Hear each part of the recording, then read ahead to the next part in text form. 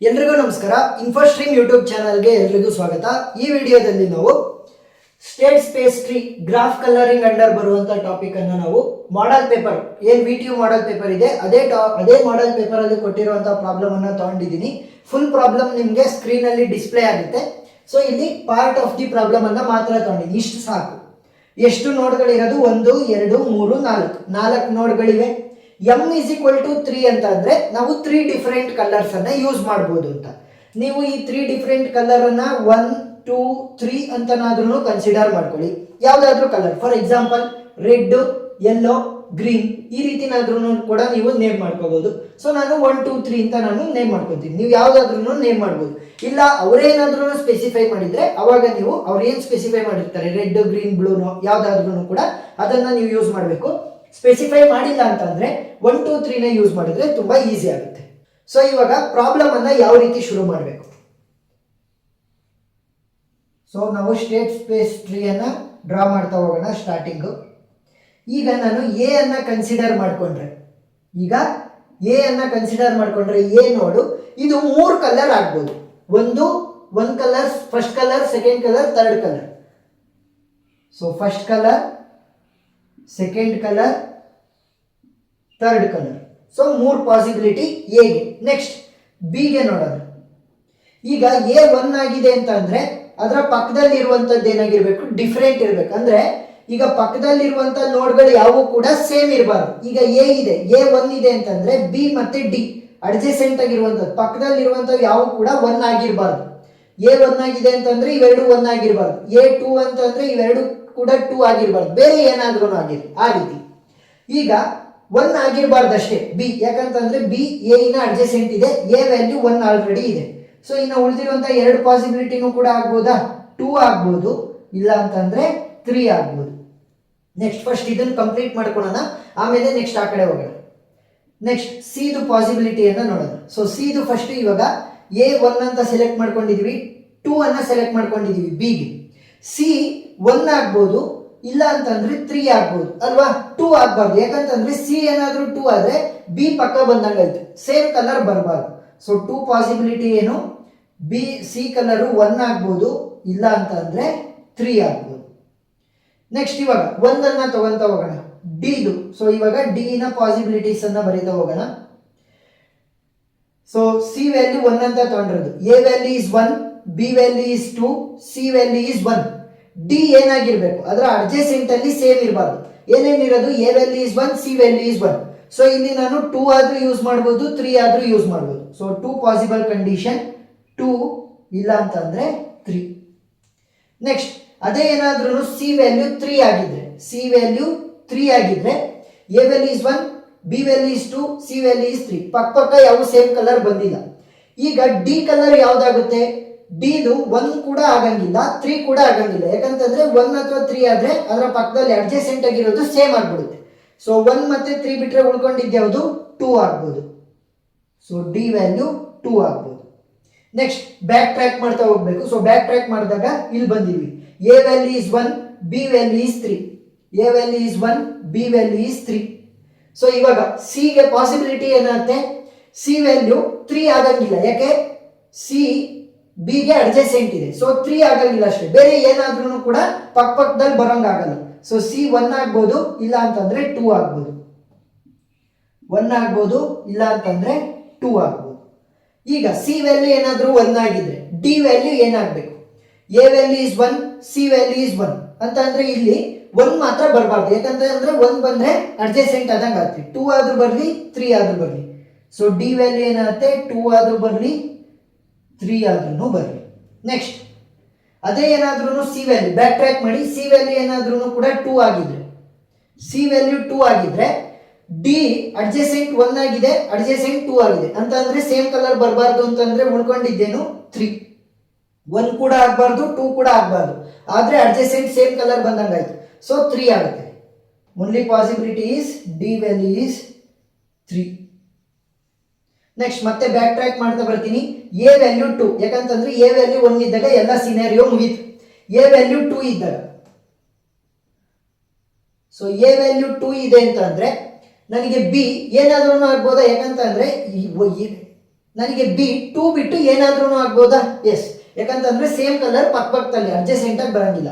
1 ಆಗ್ಬೋದು, ಇಲ್ಲ ಅಂತಂದ್ರೆ 3 ಆಗ್ಬೋದು. ಪಾಸಿಬಲ್ ಕಂಡೀಷನ್ ಏನು? 1 ಆಗ್ಬೋದು, ಇಲ್ಲ ಅಂತಂದ್ರೆ 3 ಆಗ್ಬೋದು. ನೆಕ್ಸ್ಟ್ ಇವಾಗ ಏನಾದ್ರೂ B value 1, A value is 2, B value is 1 ಅಂತಂದ್ರೆ ಸಿ ವ್ಯಾಲ್ಯೂ ಅಡ್ಜಸೆಂಟ್ ಆಗಿರುವಂತ ಬಿ ವ್ಯಾಲ್ಯೂಗೆ ಈಕ್ವಲ್ ಆಗಿರಬಾರ್ದು, ಅಂದ್ರೆ 1 ಆಗಿರಬಾರ್ದು. 2 ಆಗಿರ್ಲಿ ಅಥವಾ 3 ಆಗಿರ್ಲಿ ಏನು ಆಗಲ್ಲ, ಅಡ್ಜಸೆಂಟ್ ಆಗಿ ಆಗಲ್ಲ, ಸೇಮ್ ಕಲರ್ ಬರಲ್ಲ, ಅದಕ್ಕೋಸ್ಕರ. ಸೊ ಪಾಸಿಬಿಲಿಟಿ ಏನು? ಸಿ ಗೆ 2 ಮತ್ತೆ 3. ಈಗ ಎ ವ್ಯಾಲ್ಯೂ ಇಸ್ 1, ಬಿ ಈಗ A value is 2, B value is 1, C value is 2. C value 2 ಅಂತ ತಗೊಂಡ್ರೆ ಡಿ ವ್ಯಾಲ್ಯೂ ಏನಾಗಿರ್ಬೇಕು? ಅಡ್ಜಸೆಂಟ್ ಆಗಿರುವಂತ ಸಿ ಗೆ ಈಕ್ವಲ್ ಆಗಿರಬಾರ್ದು, ಅಡ್ಜಸೆಂಟ್ ಆಗಿರುವಂತ ಎ ಗೆ ಈಕ್ವಲ್ ಆಗಿರಬಾರ್ದು.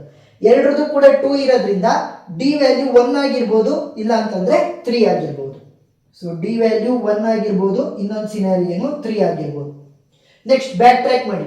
ಏನಾದ್ರೂ ಸಿ ವ್ಯಾಲ್ಯೂ 3 ಆಗಿದ್ರೆ, ಸಿ ವ್ಯಾಲ್ಯೂ ಏನಾದ್ರೂ 3 ಆಗಿದ್ರೆ ಡಿ ವ್ಯಾಲ್ಯೂ ಅಡ್ಜಸೆಂಟ್ ಆಗಿರುವಂತ ಎಲಿಮೆಂಟ್ ಅಥವಾ ಕಲರ್ ಅನ್ನ ತಗೋಬಾರ್ದು. 2 ಮತ್ತೆ 3 ಇದೆ, ಸೊ ಉಳ್ಕೊಂಡಿದ್ದೇನು 1 ಮಾತ್ರ. ಸೊ 1. ನೆಕ್ಸ್ಟ್ ಮತ್ತೆ ಬ್ಯಾಕ್ ಟ್ರ್ಯಾಕ್ ಮಾಡಿ. ಎಲ್ಲಿಗೆ ಹೋಯ್ತು? ಬ್ಯಾಕ್ ಟ್ರ್ಯಾಕ್ ಮಾಡಿದ್ರೆ ಇಲ್ಲಿಗೆ ಬಂತು.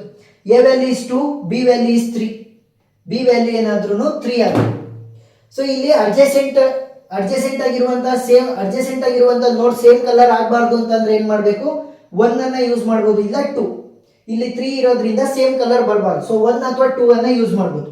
2 ಪಾಸಿಬಲ್ ಕಂಡೀಷನ್, 1 ಅಥವಾ 2. ನೆಕ್ಸ್ಟ್ ನಾನೇನಾದ್ರೂ ಸಿ ವ್ಯಾಲ್ಯೂ 1 ಅಂತ ತಗೊಂಡ್ರೆ, A value is 2, B value is 3, C value is 1 ಅಂತ ತಗೊಂಡ್ರೆ ಡಿ ವ್ಯಾಲ್ಯೂ ಏನಾಗಿರ್ಬೇಕು? ಅಡ್ಜಸೆಂಟ್ ಆಗಿ ಸೇಮ್ ಕಲರ್ ಬರಬಾರ್ದು, 2 ಬರಬಾರ್ದು, 1 ಬರಬಾರ್ದು. ಸೊ ಬರ್ಬೋದಾಗಿರುವಂತ ಪಾಸಿಬಲ್ ಏನು? 3. ಸೊ 3 ಬರ್ಬೋದು. ನೆಕ್ಸ್ಟ್ ಏನಾದ್ರೂ ಬ್ಯಾಕ್ ಟ್ರ್ಯಾಕ್ ಮಾಡಾದ್ಮೇಲೆ ಸಿ ವ್ಯಾಲ್ಯೂ 2 ಆಗಿದ್ರೆ, A value 2, C value 2. So D ಗೆ ಅಡ್ಜಸೆಂಟ್ ಆಗಿ ಸೇಮ್ ಕಲರ್ ಬರಬಾರ್ದು ಅಂತಂದ್ರೆ 1 ಆದ್ರೂ ಆಗ್ಬೋದು, 3 ಆದ್ರೂ ಆಗ್ಬೋದು. ಸೊ 1 ಅಥವಾ 3. ನೆಕ್ಸ್ಟ್ ಮತ್ತೆ ಬ್ಯಾಕ್ ಟ್ರ್ಯಾಕ್ ಮಾಡೋಣ. ಉಳಿದಿರೋದು ಒಂದೇ ಒಂದು ನೋಡು, that is A value will be equal to 3. So A value ಏನಾದ್ರೂ 3 ಆಗಿದ್ರೆ ಅದರ ಅಡ್ಜಸೆಂಟ್ ನೆಕ್ಸ್ಟ್ ಬಿ ಅಲ್ವಾ? ಸೊ ಬಿ ಏನಾದ್ರೂ ಆಗಿರ್ಬೋದು, ಬಟ್ 3 ಆಗಿರ್ಬಾರ್ದು ಅಷ್ಟೇ. 1 ಮತ್ತೆ 2 ಅಲ್ಲಿ ಏನಾದ್ರೂ ಆಗಿರ್ಬೋದು. ಸೊ 1 ಮತ್ತೆ 2 ಆರ್ ದ 2 ಪಾಸಿಬಲ್ ಸಿಚುವೇಶನ್. ಈಗ ಎ ವ್ಯಾಲ್ಯೂ 3, ಬಿ ವ್ಯಾಲ್ಯೂ 1 ಅಂತ ಕನ್ಸಿಡರ್ ಮಾಡ್ಕೊಂಡೆ ಅಂತ ಅನ್ಕೊಳ್ಳಿ. ಸೊ ಸಿ ವ್ಯಾಲ್ಯೂ ಏನಾಗಿರ್ಬೇಕು? ಇದರ ಅಡ್ಜಸೆಂಟ್ ಬಿ ವ್ಯಾಲ್ಯೂಗೆ ಈಕ್ವಲ್ ಆಗಿರಬಾರ್ದು. ಸೊ ಅಂದ್ರೆ 1 ಆಗಿರಬಾರ್ದು, 2 ಆಗಿರ್ಲಿ 3 ಆಗಿರ್ಲಿ ಏನಾಗಲ್ಲ. ಸೊ 2 ಪಾಸಿಬಲ್ ಕಂಡೀಷನ್, 2 ಅಥವಾ 3. ನೆಕ್ಸ್ಟ್ ಏನಾದ್ರೂ ಕೂಡ A value 3, B value 1, C value 2 ಆಗಿದ್ರೆ ಡಿ ವ್ಯಾಲ್ಯೂ ಏನಾಗಿರ್ಬೇಕು? ಅಡ್ಜಸೆಂಟ್ ಆಗಿರುವಂತ ಸಿ ಗೆ ಮತ್ತೆ ಅಡ್ಜಸೆಂಟ್ ಆಗಿರುವಂತ ಎ ಗೆ ಈಕ್ವಲ್ ಆಗಿರಬಾರ್ದು, 3 ಮತ್ತೆ 2 ಆಗಿರಬಾರ್ದು. ಸೊ ಉಳಿದಿರುವಂತ ಒಂದು ಕಲರ್ ಯಾವುದು? 1. Next A value is 3, B value is 1, C value is 3. C value 3 ಆದಾಗ ಏನ್ ಕಂಡೀಷನ್ ಬರುತ್ತೆ ಅಂತ ನೋಡಿ. ಅಡ್ಜಸೆಂಟ್ ಆಗಿ ಡಿ ಗೆ ಯಾವ್ಯಾವ ಇದಾವೆ? ಎ ಮತ್ತೆ ಸಿ, ಎರಡರದ್ದು ಕೂಡ 3 ಇದೆ. ಸೊ ಸೇಮ್ ಕಲರ್ ಬರಬಾರ್ದು ಅಂದ್ರೆ 1 ಬರ್ಲಿ ಅಥವಾ 2 ಬರ್ಲಿ, ಸೇಮ್ ಕಲರ್ ಬರಲ್ಲ.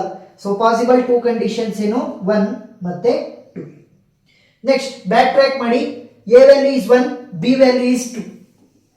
A value is 1, B value is 2. So ಈ ಬಿ ವ್ಯಾಲ್ಯೂ 2 ಆದ್ರೆ ಸಿ ಗೆ ಚೇಂಜ್. ಸೊ ನೆಕ್ಸ್ಟ್ ಸಿ ಗೆ ವ್ಯಾಲ್ಯೂ ಕಂಡುಹಿಡಿಬೇಕಾದ್ರೆ ಅಡ್ಜಸೆಂಟ್ ಸೇಮ್ ಬರಂಗಿಲ್ಲ, 1 ಬರ್ಬೋದು ಅಥವಾ 3 ಬರ್ಬೋದು. ಸೊ ಪಾಸಿಬಲ್ 2 ಕಂಡೀಷನ್, 1 ಬರ್ಬೋದು ಅಥವಾ 3 ಬರ್ಬೋದು. ನೆಕ್ಸ್ಟ್ ಏನಾದ್ರೂ 1 ಅಂತ ತಗೊಂಡ್ರೆ C value, A is 3, B is 2, C is 1 ಅಂತ ತಗೊಂಡ್ರೆ ಡಿ ವ್ಯಾಲ್ಯೂ ಏನಾಗಿರ್ಬೇಕು? ಅಡ್ಜಸೆಂಟ್ ಈಕ್ವಲ್ ಆಗಿರಬಾರ್ದು, 3 ಮತ್ತೆ 1 ಆಗಿರಬಾರ್ದು, 2 ಆಗಿರ್ಬೋದು. ಸೊ ಡಿ ವ್ಯಾಲ್ಯೂಗೆ ಒಂದೇ ಒಂದು ಪಾಸಿಬಿಲಿಟಿ 2. ನೆಕ್ಸ್ಟ್ ಬ್ಯಾಕ್ ಟ್ರ್ಯಾಕ್ ಮಾಡಿದಾಗ ಸಿ ವ್ಯಾಲ್ಯೂ ಏನಾದರೂ 3 ಆಗಿದೆ, A value 3, B value 2, 3 value, C value 3 ಆಗಿದ್ರೆ ಡಿ ಏನಾಗಿರ್ಬೇಕು? ಅಡ್ಜಸೆಂಟ್ ಆಗಿರುವಂತ ಎರಡು ಎಲಿಮೆಂಟ್ 3 ಮತ್ತೆ 3 ಇದೆ. ಸೊ 1 ಆಗಿರ್ಬೋದು ಅಥವಾ 2 ಆಗಿರ್ಬೋದು. ಸೊ ಪಾಸಿಬಲ್ ಕಂಡೀಷನ್ಸ್ ಆರ್ 1 ಅಥವಾ 2. ಸೊ ಇವಾಗ ನೀವು ಎಲ್ಲಾ ಪಾಸಿಬಲ್ ಕಂಡೀಷನ್ಸ್ ಕೂಡ ಬರೀಬಹುದು. ಫಾರ್ ಎಕ್ಸಾಂಪಲ್ ಒಂದೊಂದೇ ಪಾಸಿಬಲ್ ಕಂಡೀಷನ್ ಅನ್ನ ಬರೀತಾ ಹೋಗಿ. 1 2 1 2 1 2 1 2 ಎಲ್ಲಾ ಪಾಸಿಬಲ್ ಕಂಡೀಷನ್ಸ್ ನ ಬರೀರಿ. 1 2 3 ನೆಕ್ಸ್ಟ್ ಕಂಡೀಷನ್ ಏನು?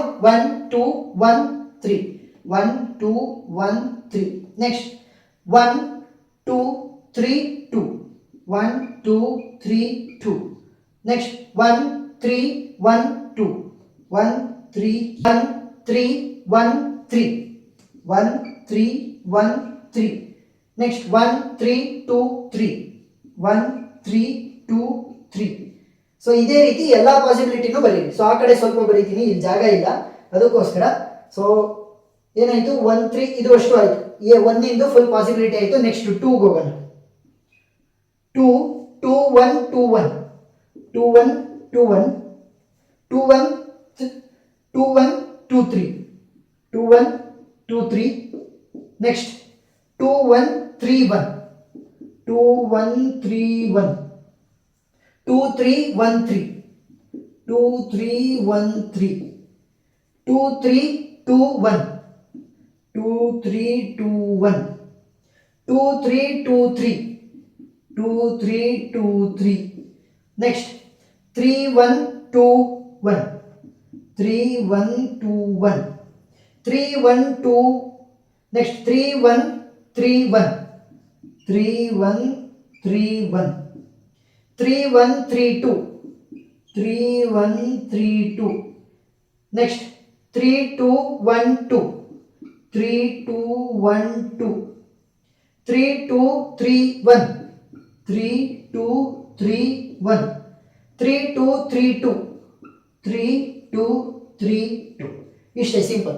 ಫಸ್ಟು ಸ್ಟೇಟ್ ಸ್ಪೇಸ್ ಟ್ರೀಯನ್ನು ಡ್ರಾ ಮಾಡಿಬಿಟ್ಟು ಎಲ್ಲ ಪಾಸಿಬಲ್ ಕಂಡೀಷನ್ಸ್ನು ಕೂಡ, ಅಂದರೆ ಕಲರಿಂಗಿನ ಎಲ್ಲ ಪಾಸಿಬಲ್ ಕಂಡೀಷನ್ಸು ಎಲ್ಲಿ ನಮಗೆ ಅಡ್ಜಸೆಂಟ್ ಕಲರ್ಸು ಸೇಮ್ ಬರಲ್ಲ ಅದು ಅಷ್ಟು ಪಾಸಿಬಿಲಿಟಿಗಳನ್ನು ಬರಿಬೇಕು.